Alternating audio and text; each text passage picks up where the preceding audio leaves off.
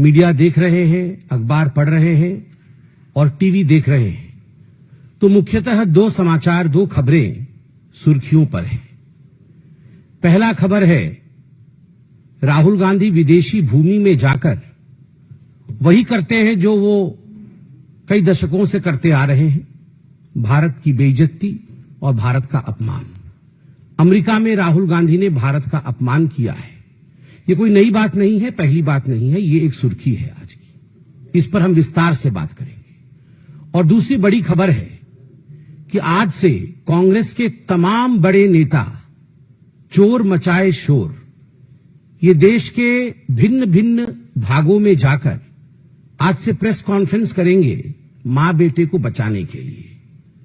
जो ईडी ने सोनिया जी और राहुल जी को नामांकित किया है, बाय नेम मेंशन किया है अपने चार्जशीट में, उन दोनों के खिलाफ जो कार्यवाही हो रही है कोर्ट में, अभी सुनवाई है 25 तारीख को, और आगे जो कार्यवाही होने की संभावनाएं हैं, दोनों जेल जा सकते हैं और जाना भी चाहिए। जब देश को लूटा है तो जेल जाएंगे ही। वैसे में पूरे देश में एक माहौल बनाने का, एक अशांत माहौल बनाने का प्रयास कांग्रेस पार्टी करेगी। आज इन दोनों विषयों पर विस्तार से बात करेंगे। राहुल गांधी ने अमेरिका में किस प्रकार से भारत और इलेक्शन कमीशन को बदनाम करने की कोशिश की, मैं उस विषय पर आऊं, मगर उससे पहले मैं राहुल गांधी जी को एक बात स्पष्ट रूप से कहना चाहता हूं और देशवासियों को भी कहना चाहता हूं कि जो व्यक्ति और इनकी माताश्री 50,000 के मुचलके पर बेल पर बाहर हो, वो जाकर विदेश की धरती पर हिंदुस्तान को अपमानित करे और उन्हें लगता हो कि लोग उस पर विश्वास करेंगे, तो वो उनका भ्रम है। Those who are out on bail of 50,000 rupees, if they feel that they can destroy the image of this great democracy by speaking outside of this country, then they are totally on the wrong side of the line. आप सभी जानते हैं कि 2018 में जब मां बेटे को नेशनल हेराल्ड की केस में बेल मिला था, 50,000 रुपए की श्योरिटी पर दोनों को बेल मिला था। और जब यह बेल मिला था, उस समय एक जश्न भ्रष्टाचार बैंड बाजा के साथ मां बेटे बेल पाकर कोर्ट से अपने ऑफिस तक गए थे। तो उस समय भी हमने कहा था this is nothing but celebration of corruption, ये भ्रष्टाचार का जश्न है। और आज भी ब्लेटेंट जश्न मनाने की कोशिश कांग्रेस पार्टी कर रही है। मैं एजेएल के पूरे डिटेल में नहीं जाने वाला हूं, क्योंकि एजेएल और नेशनल हेराल्ड के केस को आप जानते हैं। हम लगभग अनेकों वर्षों से इसको लोकतांत्रिक तरीके से जनता के सामने रख रहे हैं कि किस प्रकार से मां और बेटे सोनिया गांधी और राहुल गांधी जी ने यंग इंडिया नामक एक कंपनी बनाई, जिसके कि 76% के दोनों स्टेक होल्डर थे।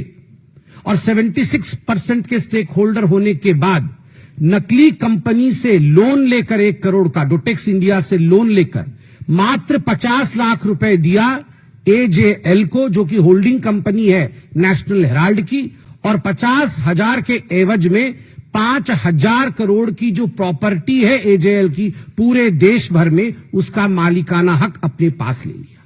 शांति भूषण, मार्कंडेय काटजू जैसे शेयर होल्डर को इससे दूर रखा गया, उन्होंने भी आपत्ति की थी।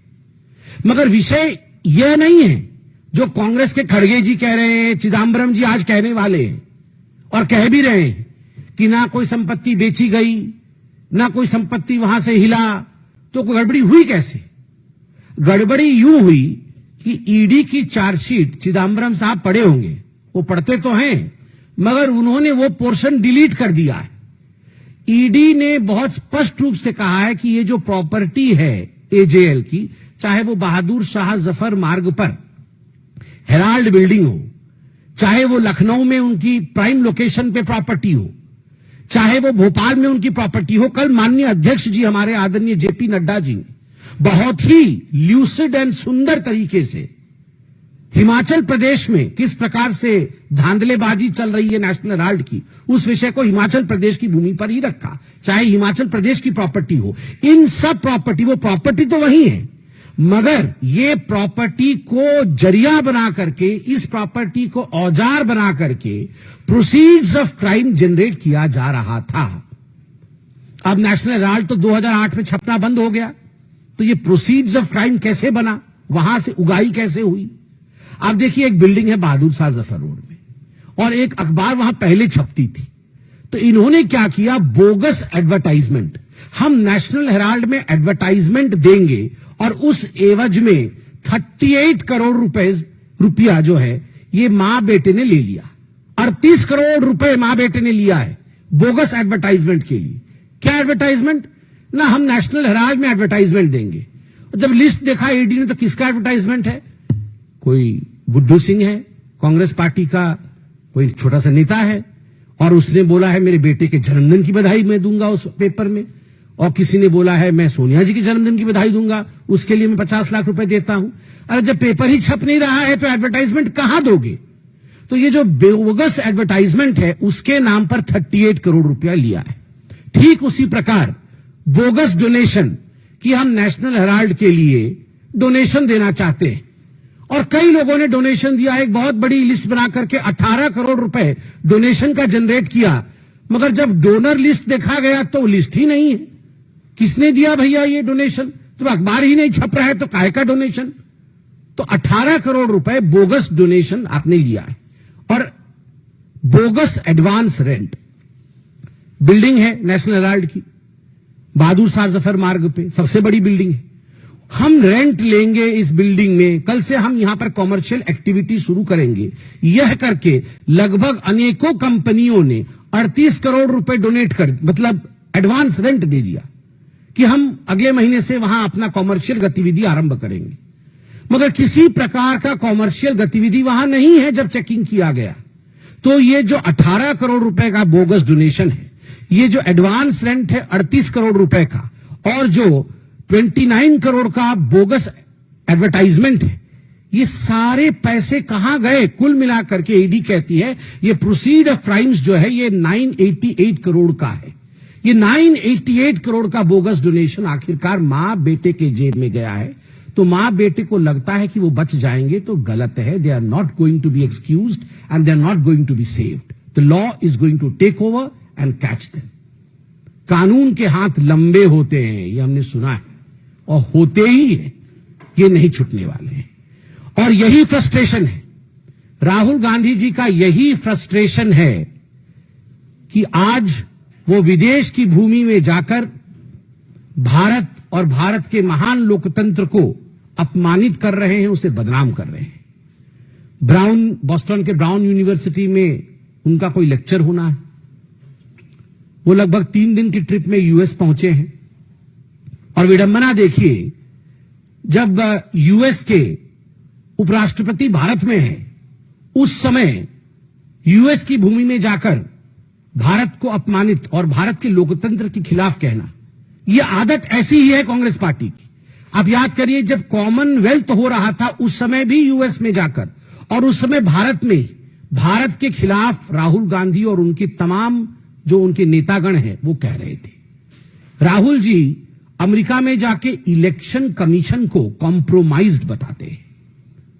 वो कहते हैं कि महाराष्ट्र के चुनाव में जिस प्रकार का मतदान हुआ वो एक तरह से फर्जीवाड़ा था। महाराष्ट्र में भारतीय जनता पार्टी को और उनके अलाइज को जीतना नहीं था, और कहीं ना कहीं इलेक्शन कमीशन ने हमारे साथ समझौता किया। मैं राहुल जी से पूछना चाहता हूं, राहुल जी, झारखंड भी तो उसी समय चुनाव हुआ था, क्या आपने इलेक्शन कमीशन के साथ झारखंड में समझौता किया था? आप एक बार सोरेन जी से पूछिए, क्या उन्होंने समझौता किया था इलेक्शन कमीशन से? प्रियंका वाड्रा उसी चुनाव में जो बाई इलेक्शन हुए थे, उसी समय उसी कालखंड में जो बाई इलेक्शन हुए थे, उस बाई इलेक्शन में वो जीत के सदन में आई पैलेस्टाइन का बैग टांग करके। आप बताइए, क्या प्रियंका वाड्रा ने रॉबर्ट वाड्रा की मध्यस्थता से इलेक्शन कमीशन के साथ कोई कॉम्प्रोमाइज किया तभी उसकी जीत हुई, या वो अपने मेहनत पर जीत कर आई? आप ये बताइए कि 240 सीट जब भारतीय जनता पार्टी को विगत लोकसभा 2024 के लोकसभा में जब हमें 240 सीट और आपको 99 सीट मिली, तो आपने पूरे देश में और सदन में भी ढिंढोरा पीटा कि ये भारतीय जनता पार्टी की हार है और ये कांग्रेस पार्टी की जीत है। तो was the election commission compromise then? आपने ये जो जश्न मनाया था, क्या हम कॉम्प्रोमाइज थे? और ठीक उसी प्रकार महाराष्ट्र में लोकसभा में हमें 9 सीटें मिली और आपके गठबंधन को हमसे अधिक मिली थी। तो was the election commission compromise then by you? केवल इतना ही नहीं, आपने सामने बैठा करके सदन में अयोध्या सीट हम हार गए, इस प्रकार से आपने पूरा सेलिब्रेशन किया। क्या इसके पीछे आपका किसी प्रकार का कॉम्प्रोमाइज था इलेक्शन कमीशन के साथ? किस प्रकार से यह संभव हुआ? क्योंकि भारत में आज फ्री एंड फेयर इलेक्शन होता है, भारत में आज सजीव लोकतंत्र है, इसी कारण यह संभव हुआ।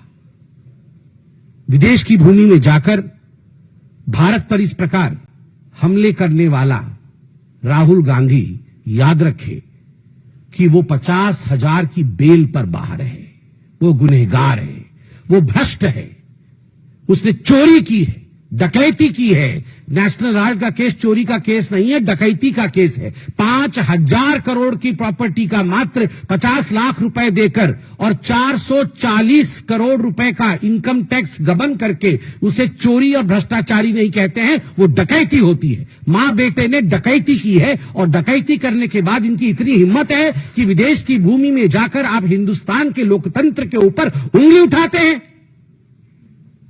राहुल गांधी, आपसे नहीं हो पाएगा हिंदुस्तान में राजनीति, तो जाकर के किसी और देश से चुनाव लड़िए, मगर जिस थाली में खाते हैं अगर उस थाली में आप छेद करेंगे तो आप देशद्रोही कहलाएंगे। You are traitor. Rahul Gandhi traitor हैं, केवल इसलिए नहीं क्योंकि विदेश की भूमि में जाकर देश की संस्थाओं का अपमान करते हैं और देश के लोकतंत्र को हीन बताते हैं। वो इसलिए भी ट्रेटर हैं क्योंकि देश की संपत्ति का करोड़ों करोड़ रुपए नेशनल हेराल्ड के माध्यम से उन्होंने गबन किया है और केवल अपने सहूलियत के लिए, अपने आराम के लिए गबन किया है। और याद रखिए राहुल गांधी, आप और आपकी माताश्री बचने वाली नहीं है। ईडी के गुस्से को ईसी पर निकाल रहे हो, एनफोर्समेंट डायरेक्टरेट के गुस्से को आप इलेक्शन कमीशन पर निकाल रहे हो। इससे कुछ नहीं होगा। 2 दिन आप पन्नों पे छपोगे, अखबारों में आओगे, मगर ईडी आपको छोड़ेगी नहीं, क्योंकि तथ्य के आधार पर एजेंसीज काम करते हैं और तथ्य ओपन एंड शट केस का है। यह जो नेशनल हेराल्ड का केस है, ये ओपन एंड शट केस है जिसमें मां बेटे ने लूट मचाई है और आपको इसमें छोड़ा नहीं जाएगा। प्रोसीड्स ऑफ क्राइम के साथ आप पकड़े जाएंगे और आप जेल के पीछे जाएंगे। देखिए, वो लीडर विथ नो पोजीशन है। आप कह रहे हैं लीडर ऑफ अपोजिशन है, मगर व्यवहार देख के तो लगता है लीडर विथ नो पोजीशन है। अपने पार्टी के अंदर भी पोजीशन नहीं है। आप पूछ लीजिए जाके कांग्रेस वालों से, वो खुद बता देंगे आपको, व्यक्तिगत रूप से बता देंगे राहुल गांधी क्या है। और आप पूछ लीजिए देश की जनता से, जनता तो वोट देकर बता रही है कि is no leader with opposition. जिसके पास काबिलियत नहीं है वो अनफिट है, पॉलिटिकली अनफिट है। Politically unfit man always takes the crutches of allegations which are false to prove that he is a leader. जो पॉलिटिकली अनफिट होता है वो हमेशा बैसाखी पकड़ता है गलत सहारों का और गलत एलिगेशंस का, यह प्रूव करने के लिए कि मैं सही हूं। और आज अमेरिका में हो या दूसरे देशों में जो राहुल गांधी कर रहे हैं वो उनकी नाकामी का ही एक खिसियापन है। दिल्ली के चुनाव से पहले यह विषय उठाया गया था। आप सब महान पत्रकार हैं, आप सब भी इलेक्शन कमीशन के उस प्रेस कॉन्फ्रेंस में मौजूद होंगे जिसमें चीफ इलेक्शन कमिश्नर ने बाकायदा एक एक विषय का क्रमांक जवाब दिया था। मैं इलेक्शन कमीशन के आधार पर जवाब नहीं दे सकता क्योंकि मैं एक पॉलिटिकल पार्टी हूं, मगर वेबसाइट पर और आज भी आप अगर गूगल करेंगे तो जवाब आपको स्वयं मिल जाएगा। एक एक प्रश्न का जवाब दिया है इलेक्शन कमीशन ने। और इलेक्शन कमीशन ने यह भी कहा है किसी को किसी प्रकार का संशय है तो हमारा प्लेटफॉर्म खुला हुआ है, आप आइए, आके पूछिए। उसके बाद कोर्ट के दरवाजे भी खुले हैं। आपको अगर इलेक्शन कमीशन के किसी भी जवाब से तथ्यात्मक जवाब नहीं मिलता है, आपको लगता है, आप हिंदुस्तान के कोर्ट पर भरोसा नहीं करते हैं क्या? आप जाइए, कोर्ट में जाइए, प्रश्न उठाइए। मगर अमेरिका में जाकर हिंदुस्तान का लोकतंत्र कॉम्प्रोमाइज्ड है, ऐसा केवल देशद्रोही ही कह सकता है, कोई दूसरा नहीं कह सकता। बहुत दुख के साथ कहना पड़ रहा है, मुझे लगता नहीं है इसको पॉलिटिसाइज करना चाहिए, मगर यह सच्चाई है कि ममता बनर्जी हिंदुओं से नफरत करती है। यही अगर किसी मुसलमान भाई के साथ अत्याचार हुआ होता तो ममता बनर्जी वहां हो हल्ला काट कर 3 दिन से कैंप करके बैठी होती। मगर आज मुर्शिदाबाद में शमशेरगंज हो चाहे धुलिया हो, वहां मां बहनों के साथ, छोटे बच्चों के साथ जिस प्रकार का अत्याचार हो रहा है, उसको देखने के पश्चात ममता बनर्जी स्वयं एक महिला है, अगर उसके बाद भी उनका दिल नहीं पसीज रहा है, उनको वहां जाने का मन नहीं कर रहा है और वो वहां जा नहीं रही है मुख्यमंत्री होते हुए भी, किसी महिला को गले से लगा के ये नहीं कह रही है कि मैं तुम्हारी आबरू को बचाऊंगी, तुम्हारी आबरू के साथ जो खिलवाड़ करने की कोशिश की गई है, तुम चिंता मत करो बहन, मैं तुम्हारी बहन हूं। जो पिता और बेटे को, चंदन और हरगोविंद को मार दिया गया, टुकड़े टुकड़े करके मार दिया गया, वो कम्युनिस्ट पार्टी के कार्यकर्ता थे। ना कम्युनिस्ट पार्टी उनको ओन कर रही है और ना ममता बनर्जी उनको ओन कर रही है, क्योंकि उनका कसूर सिर्फ इतना है कि उनका नाम हरगोविंद और चंदन है। शी हेट्स हिंदूज, और इस बात को हमें मानना पड़ेगा। See, as far as judiciary is concerned, we firmly maintain the stand of Bharatiya Janata Party that there are clear division of power in the Constitution of India, and every institution respects the other institution, this beautiful democracy of ours. So no comment on the judiciary of India. It's a very good system in India that is in place, and we'll all work together for the betterment of this country. देखिए, वो loading का तो मैं अर्थ नहीं जानता हूं, मगर मैं इतना बता सकता हूं कि जहां तक यूसीसी का विषय है, उसमें भारतीय जनता पार्टी बैकफुट में क्यों रहेगी। भारतीय जनता पार्टी ने अपने मैनिफेस्टो में हमेशा यूनिफॉर्म सिविल कोड के विषय में गर्व के साथ कहा है, और केवल भारतीय जनता पार्टी ने नहीं कहा है, सुप्रीम कोर्ट ने भी इस विषय को बार बार निर्देशित किया है कि यूसीसी एक बहुत आवश्यक विषय है जिस पर संज्ञान लेने की आवश्यकता है सरकारों का। तो इस पे ये तो हमारा स्टैंड है, और माननीय प्रधानमंत्री जी ने कहा है। देखिए, राहुल गांधी जॉर्ज सोरोस के एजेंट हैं। Rahul Gandhi is the agent of George Soros.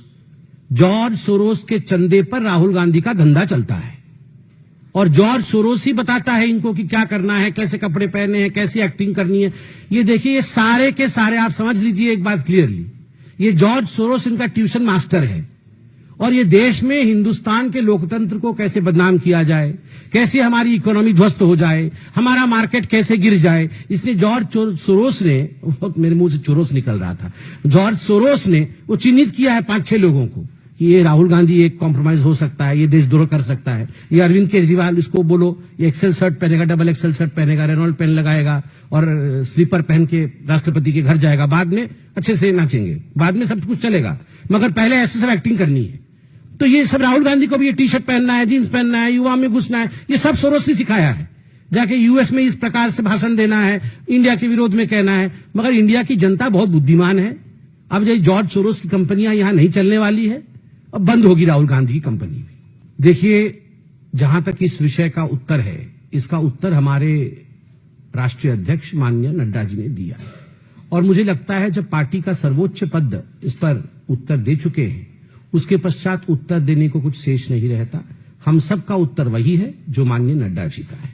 देखिए, सब कुछ तो उन्होंने कह दिया है, मुझे लगता है हमें बस मेयर बना लेना चाहिए। इतना हम क्यों इतना लड़े, अब उन्होंने सब कुछ कह दिया है, हमारे मेयर बनेंगे, अच्छा काम करेंगे।